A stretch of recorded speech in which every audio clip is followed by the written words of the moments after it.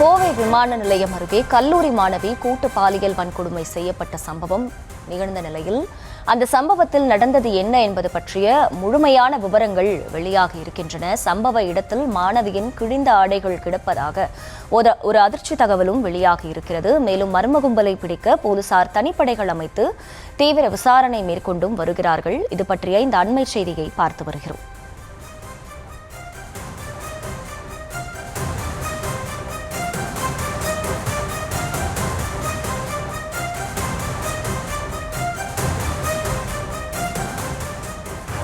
கோவையில் மாணவி கூட்டு பாலியல் வன்கொடுமை செய்யப்பட்ட சம்பவம் தொடர்பான முழுமையான விவரங்கள் வெளியாகி இருக்கும் நிலையில் கூடுதல் விவரங்களோடு இணைகிறார் எமது செய்தியாளர் அருண். அவரிடம் கேட்கலாம்.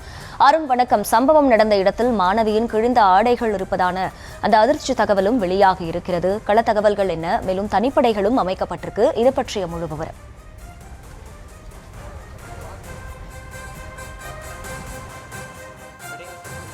நிச்சயமாக, அதாவது கோவை விமான நிலையத்திற்கு பின்புறம் இருக்கக்கூடிய இந்த பகுதி என்பது ஆளரவமற்ற பகுதி, ஒரு காட்டு பகுதியாக காணப்படுகிறது. விமான நிலையம் பின்புறமிலிருந்து SHS காலனிக்கு செல்லக்கூடிய ஒரு வழியாக இந்த குறுக்கு வழியாக இந்த சாலை பயன்படுத்தக்கூடிய நிலையில் இந்த பகுதி என்பது ஒரு முழுமையாக ஒரு சாலை இடப்படாத ஒரு பகுதியாகத்தான் காணப்படுகிறது. எனவே இந்த பகுதியில் இரவு நேரங்களில் சமூக விரோத செயல்கள் நடைபெறுவது என்பது வழக்கமாகவே இருந்து வருகிறது. குறிப்பாக மது அருந்துவோர்களும் அதேபோன்று பெண்களுடன் தகாத உறவில் ஈடுபட்டு வருபவர்களும் இந்த பகுதியில் அடிக்கடி இங்கு சந்திப்பது என்பது வழக்கமாக இருக்கக்கூடிய நிலையில் இரவு நேரங்களில் காவல்துறையினர் ரோந்து பணியில் ஈடுபடுவது வழக்கம்.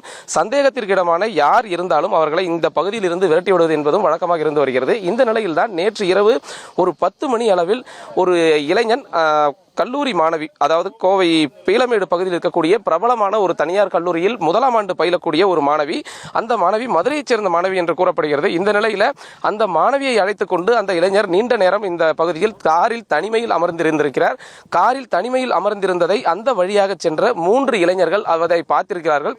பார்த்திருந்து உடனடியாக அந்த மாணவியை அவர்கள் அந்த மாணவியை இழுத்து பலாத்காரம் செய்ய முற்பட்ட நிலையில் அந்த இளைஞர் அதை தடுத்திருக்கிறார். உடனே இளைஞரை துரத்தி சென்று அறிவாளால் வெட்டி சரமாரியாக தாக்கி இருக்கிறார்கள். நாம் பார்த்துக் கொண்டிருக்கக்கூடிய இந்த பகுதியில் தான் அந்த இளைஞர் உயிருக்கு பயந்து ஓடிய நிலையில் அந்த இளைஞரை விரட்டி சென்று அறிவாளால் வெட்டி தாக்கிய நிலையில் மீண்டும் ஒருவர் அந்த இளைஞரை வெட்டிய போது 2 பேர் இந்த மாணவியை தூக்கி கொண்டு அந்த வேலிக்கு அருகே இருக்கக்கூடிய பகுதி சென்று அந்த மாணவியை கூட்டு பாலியல் பலாத்காரத்தில் ஈடுபட்டிருக்கிறார்கள். அந்த மாணவியினுடைய ஆடைகளை கிழித்து எரிந்து அந்த பலாத்காரத்தில் ஈடுபட்ட நிலையில் அவர்கள் ஏற்கனவே இந்த பகுதியில் தான் அந்த 3 பேரும் மது அருந்திருக்கிறார்கள் என்று கூறப்படுகிறது. அந்த மது அருந்தியதற்கான அந்த மது பாட்டில்களும் இந்த பகுதியில் கிடைத்திருக்கிறது.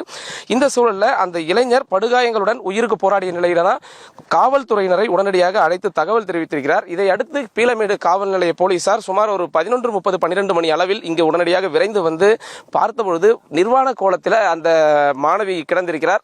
அதே போன்று அந்த இளைஞரும் இரத்த காயங்களுடன் கிடந்த நிலையில் அந்த இளைஞரையும் மாணவியையும் மீட்டு மாணவியை அருகே இருக்கக்கூடிய பிரபல தனியார் மருத்துவமனையிலும் அந்த இளைஞரை கோவை அரசு மருத்துவமனையிலும் சிகிச்சைக்காக அனுமதித்திருக்கிறார்கள்.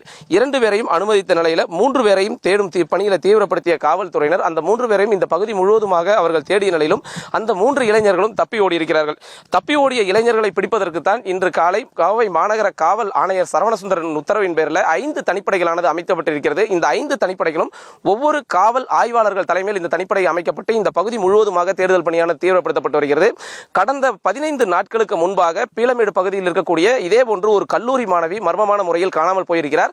அந்த மாணவி மீண்டும் ஒரே நாளில் அந்த மாணவி கிடைக்கப்பட்டிருக்கிறார். அந்த மாணவியும் பாலியல் பலாத்காரத்திற்கு உட்படுத்தப்பட்டதாக கூறப்படுகிறது. இந்த நிலையில் இந்த பகுதியை பொறுத்த வரைக்கும் குறிப்பாக டேட்டிங் ஆப் என்று இருக்கக்கூடிய ஒரு ஆப் மூலமாகத்தான் இந்த மாணவிகளை அதாவது இந்த சமூக விரோதிகள் தொடர்பு கொள்வதாகவும் இந்த பீளமேடு கொடிசியா இந்த விமான நிலையத்திற்கு பின்புறம் இருக்கக்கூடிய இந்த பகுதி என இந்த பகுதிகளில் வைத்து அந்த இளம் பெண்கள் தவறான வழியில் நடப்பதாகவும் காவல்துறையினருக்கு தகவல் வந்திருக்கிறது. அந்த தகவலின் அடிப்படையில் தான் காவல்துறையினர் தொடர்ந்து அந்த ஆப்பில் யாரெல்லாம் தொடர்பில் இருக்கிறார்கள் என்ற அடிப்படையில் சைபர் கிரைம் போலீசார் உதவியுடன் அந்த ஆப்புகளை தீவிரமாக கண்காணித்து வருகிறார்கள். குறிப்பாக இந்த பீளமேடு பகுதி என்பது கல்லூரி அதிகம் இருக்கிறது, தனியார் கல்லூரிகள் மற்றும் அதே போன்று IT பார்க் அதிகம் இருக்கக்கூடிய நிலையில் இளம்பெண்களுக்கு இது போன்ற பாலியல் தொந்தரவுகள் நடப்பதும் இளம்பெண்கள் தவறான தவறான வழிக்கு செல்வதும் என்பதும் வாடிக்கையாக இருந்து வருகிறது என்ற அடிப்படையில் தான் போலீசார் இந்த தீவிர நடவடிக்கைகளை மேற்கொண்டு வருகிறார்கள். இந்த சூழலில் நேற்று இரவு நடைபெற்ற இந்த சம்பவம் என்பது இந்த பகுதி முழுவதையுமே மிகப்பெரிய ஒரு பரபரப்புக்குள்ளாக்கி இருக்கிறது. குறிப்பாக கல்லூரி மாணவி, அதுவும் முதலாம் ஆண்டு மாணவி என்று கூறப்படுகிறது.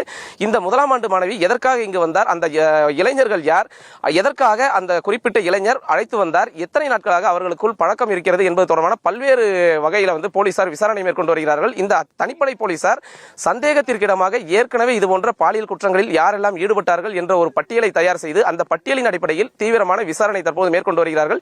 எப்படி இருப்பினும் இன்று மாலைக்குள் இந்த தப்பியோடிய அந்த 3 இளைஞர்களை கண்டுபிடித்து விடுவோம் என காவல்துறையினர் தற்போது நம்பிக்கை தெரிவித்திருக்கிறார்கள்.